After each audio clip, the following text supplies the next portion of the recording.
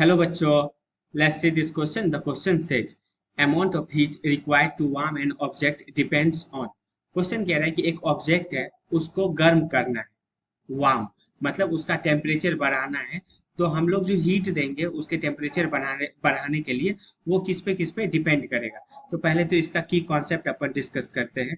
की कॉन्सेप्ट जो हीट किसी भी ऑब्जेक्ट में देते हैं ताकि उसका टेम्परेचर बढ़े, वो एक फॉर्मूला होता है और उस फॉर्मूला है Q is equal to m s delta t. यहाँ पे Q हीट जो हम लोग देते हैं उसको कहते हैं एम, मास ऑफ ऑब्जेक्ट को कहते हैं, एस जो है स्पेसिफिक हीट ऑफ ऑब्जेक्ट कहते हैं, और डेल टी जो है कितना टेम्परेचर अपने को चेंज करना है उसको कहते हैं। तो देखो क्वेश्चन में पूछ क्या रहा है, अमाउंट ऑफ हीट। तो देखो अमाउंट ऑफ हीट किस पे डिपेंड कर रहा है इस फॉर्मूले में, एम पे, एस पे और डेल टी पे। तो एम यहाँ पे क्या है, मास पे, मतलब जितना ज्यादा मास रहेगा उतना ज्यादा हीट चाहिए होगा उसको गर्म करने के लिए, इसका मतलब ये है। उसके बाद डेल टी क्या है, डेल टी है यहाँ पे चेंज इन टेम्परेचर।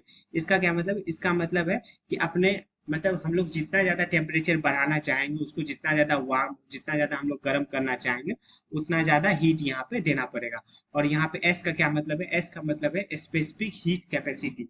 इसका क्या मतलब है, ये बेसिकली अलग अलग सब्सटेंस के लिए अलग अलग होता है। जैसे कॉपर का अलग होगा, आयरन का अलग होगा, वाटर का अलग होगा। तो बेसिकली ये किस पे डिपेंड करता है, सब्सटेंस टू सब्सटेंस पे, मतलब ये नेचर ऑफ सब्सटेंस पे डिपेंड करता है, नेचर ऑफ सब्सटेंस पे। तो देखो यहाँ से क्यू किस पे डिपेंड करता है, क्यू डिपेंड करता है एम पे, एस पे, डेल टी पे।